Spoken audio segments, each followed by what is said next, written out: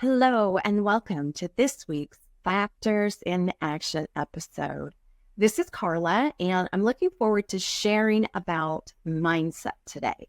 So in this episode, I'm going to go into some details about how to shift your mindset to one that is more positive.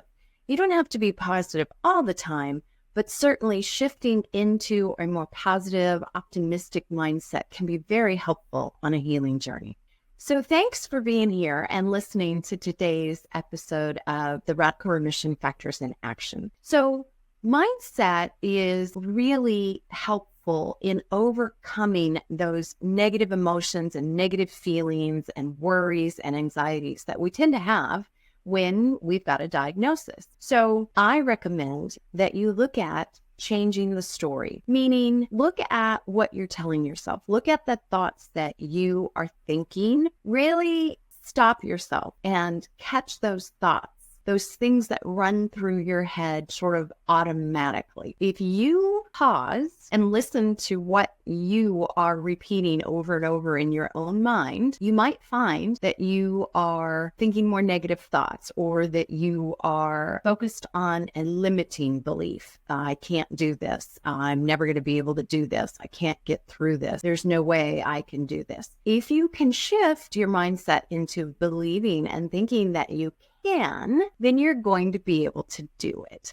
Because what you think is what your body responds to and what you're able to do. So instead of thinking, I can't, think, I'm learning how. I am getting better at this. I am able to make changes. I have made changes in the past.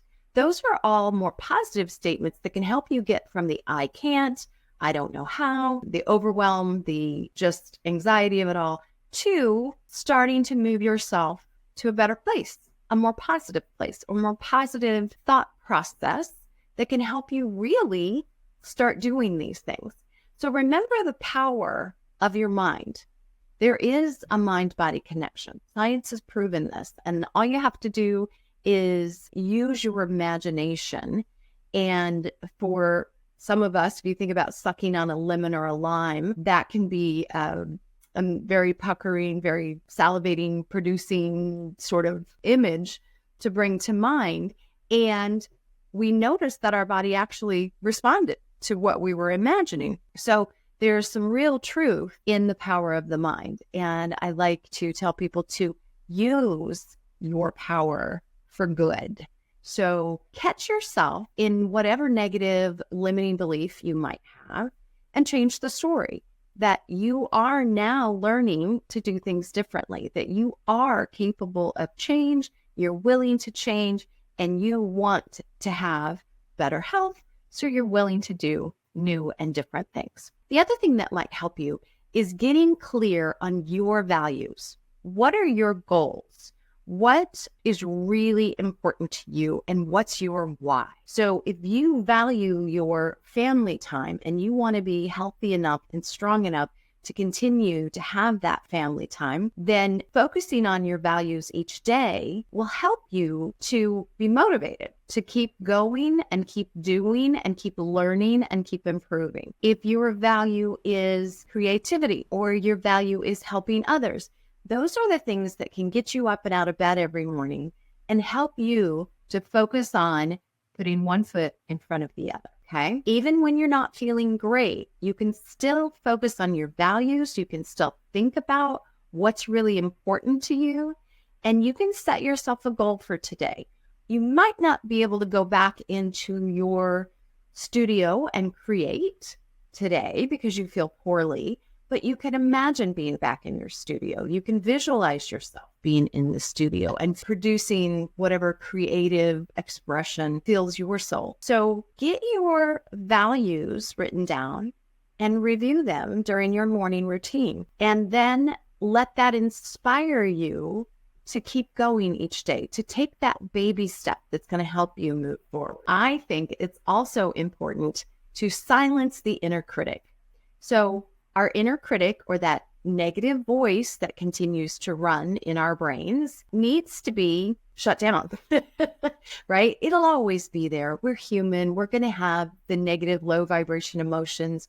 we're going to have feelings come up. But the more conscious you become of your thoughts and feelings, the more you're able to choose what you want to think and feel. So don't believe all your thoughts. Your thoughts are just that. They're just thoughts. They're not true necessarily. And you can question them. You can say, wait a minute, is that really true? Do I really feel that way? Do I really believe that? Get conscious, notice, and question, right? So by becoming conscious of that inner critic that's feeding you full of negative, self-limiting beliefs, you can silence that inner critic. You can do more and more to replace the negative with a more positive. One of the things you can do to silence your inner critic when it's loud, because that makes it really difficult then to focus on your strengths or to accept all of the positive things about yourself, right? So let's do a little practice on how do we silence that inner critic. When it comes up, when you experience those negative thoughts about yourself, okay, for example, instead of, I should have gotten more done today, think, I was able to get this done today, right? And when we're on a health journey, we don't always feel great. We can't do all the things we used to be able to do. And it's really important that you get clear that it's okay. Your body is sending you a message. That's what this diagnosis is. It's a message to tell you, you need to do things differently, you need to change things, and you need to take some time for yourself right now. So while you're on a healing journey, listen, pay attention, and let your body rest. Do less and just be more often. So instead of, I should have gotten all these things done today, change that to, look at what I got done today. Look at what I was able to do today. Yay, me, right? This is going to help you shift from your perceived faults and failures and lack to your accomplishments. And it opens you up to those more positive feelings and to more confidence, right?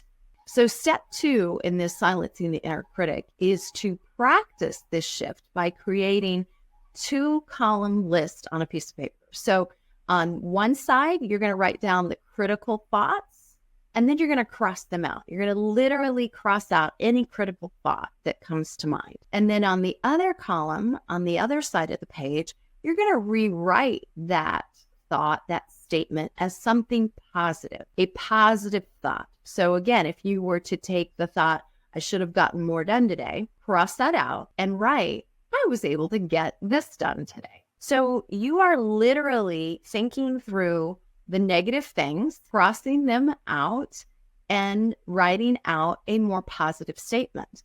This can be really beneficial to help you start to catch and rethink and reframe so that you're shifting from the inner critic to a more positive, self-compassionate, self-loving thought process. I hope that these were some helpful tips for you and that you can start to think about how you can invite in more of those positive thoughts. Gratitude is another really great way. If you think about something you're grateful for in all of the perhaps negative, bad things that happened in the past week, find the gratitude and focus on the gratitude because you will get more of what you focus on. So bring your mindset to one of gratitude and happiness and focus on that. If you need help with this factor, releasing suppressed emotions, increasing positive emotions, or any of the other factors, please visit Liz and I at healthnavs.com for a free discovery session, or to check out on any of our upcoming events and activities. Please be sure to like, subscribe, follow, share, do all those things so that you never miss an episode from us on the Health Navigators YouTube channel. Thanks, and be well.